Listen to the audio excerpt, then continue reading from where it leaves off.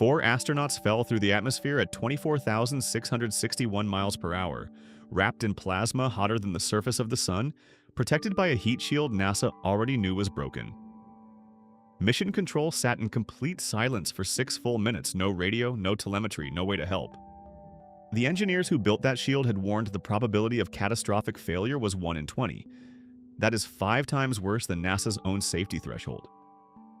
And the most remarkable part of this story is not that they survived, it is why NASA strapped 4 people to a known defect in the first place. Let's go back to December 2022. NASA launched Artemis I. No crew, just the Orion spacecraft on a test run around the moon and back. The flight looked clean. The capsule splashed down in the Pacific off Baja, California. Recovery teams pulled it out of the water, flipped it over, and looked at the bottom. What they found stopped people cold. The heat shield, a 16.5-foot disc made of a material called avcoat, was supposed to char evenly during re-entry.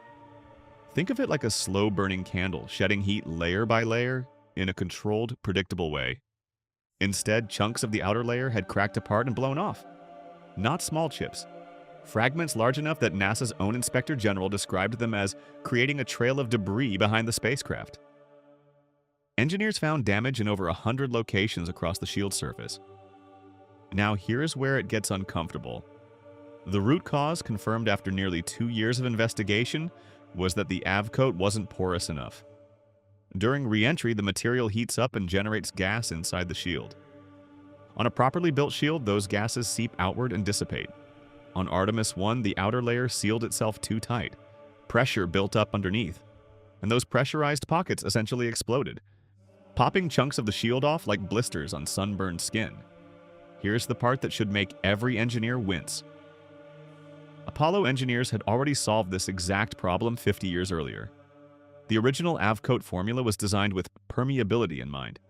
The Artemis version had been quietly reformulated, and nobody caught the change until pieces of the shield were floating in the Pacific Ocean. The Artemis II heat shield was already built, already bolted onto the spacecraft. Replacing it would mean years of additional delays to a program that was already running half a decade behind schedule. And here's the detail that makes this even harder to sit with. The Artemis II shield was actually less permeable than the one that had failed on Artemis I. NASA had deliberately made it denser to test bonding strength between the shield and the hull. The agency made a decision: fly it as is. Their logic was this: the damage on Artemis I happened specifically because of a skip re-entry, where the capsule dips into the atmosphere, bounces back up, then plunges in again. During that bounce, the outer char layer cooled and sealed, while the inner layer stayed scorching hot. Gas had nowhere to go. The fix? Change the flight path entirely. Instead of skipping like a stone across water, Artemis II would take a steeper, more direct approach. Come in fast, come in hot, and keep the shield under continuous high temperature so the outer layer never got the chance to seal itself shut. Former astronaut Charles Camarda, a heat shield expert who flew on the first shuttle mission after Columbia, publicly disagreed. He estimated the probability of catastrophic failure at 1 in 20. NASA's own safety threshold for crew loss during re-entry is supposed to be roughly 1 in 500. The ghost of Columbia was in that room. Everyone knew it. Nobody wanted to say it out loud. On April 1st, 2026, the Space Launch System lifted off from Kennedy Space Center, carrying Commander Reed Wiseman, pilot Victor Glover, mission specialist Christina Koch, and Canadian astronaut Jeremy Hansen. The translunar injection burn pushed them out of Earth orbit and onto a trajectory toward the moon. For the next several days, they tested Orion's systems in deep space: life support, navigation, manual piloting. On April 6th, they flew around the moon and set a new record: 252,756 miles from Earth, farther than any human being had ever traveled. That broke Apollo 13's record by over 4,000 miles. They witnessed a total solar eclipse from behind the moon. Victor Glover called it the most beautiful thing he had ever seen. And floating 252,000 miles from home, the crew asked Mission Control if they could name a crater after Wiseman's late wife, Carol, who had died of cancer in 2020 after telling him not to quit NASA, not to move the family, not to give up the mission. Mission Control went quiet for 45 seconds. All of that, every record, every moment, meant nothing if they could not get home. On the evening of April 10th, the crew module separated from the service module over the Pacific. The service module burned up on its own. Orion was alone. An 18-second thruster burn aligned the heat shield with the planet below. The angle had to be exact. Too steep and the deceleration forces could cause blackouts. Too shallow and the capsule would skip off the atmosphere and sail back into the void with no way to return. At 7:53 p.m. Eastern, Orion crossed 400,000 feet. Entry interface. The capsule was traveling at nearly 35 times the speed of sound. Within seconds, the air molecules piling up against the heat shield compressed and superheated into plasma. The capsule vanished inside a sheath of ionized gas glowing at nearly 5,000 degrees Fahrenheit. That is roughly half the temperature of the surface of the sun. And then the radio went dead. Plasma is electrically charged. It blocks radio signals the same way a wall of static drowns out a conversation. This was expected, planned for, simulated 1,000 times. That does not make it less terrifying when it is actually happening.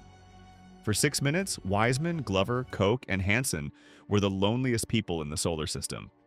Falling through fire at nearly 4 times the force of gravity. No communication, no abort option, no backup shield. Peak deceleration, their arms weighed roughly 40 pounds each. Breathing required conscious effort.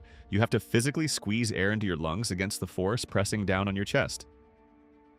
In Houston, flight director Jeff Radican and his team sat in silence, staring at screens that showed nothing, listening to speakers that played nothing, knowing that 4 of their colleagues were inside a burning capsule with a known defective shield, and there was absolutely nothing they could do.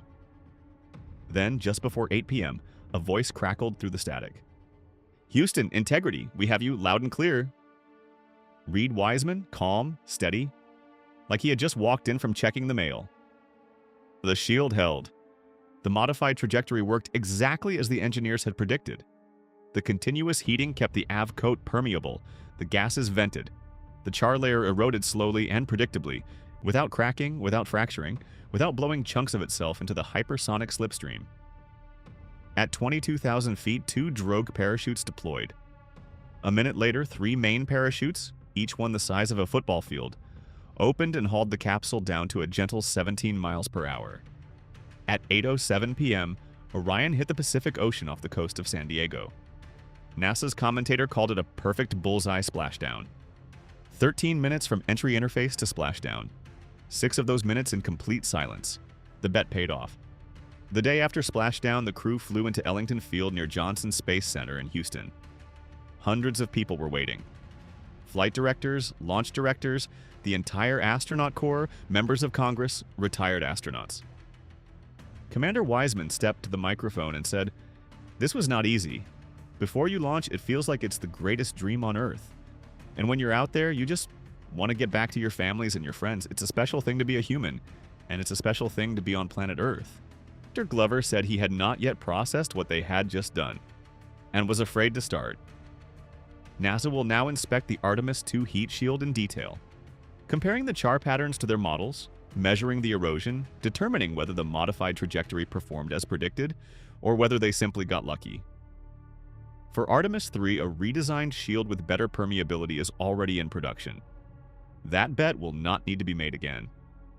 And somewhere on the near side of the lunar surface, there is a small, bright crater with no official name yet.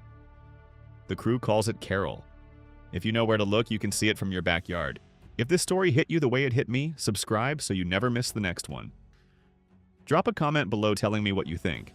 Was NASA right to fly with a known defective shield, or did they push the line too far? And if you know someone who loves space, who remembers Apollo, who still looks up, share this video with them. This story deserves to be heard.